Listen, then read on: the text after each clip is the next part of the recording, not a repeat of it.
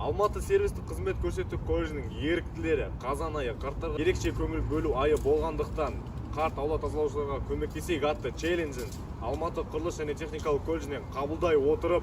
осы үрдіс жалғасу мақсатында Алматы мемлекеттік политехникалық колледжіне жолдаймыз.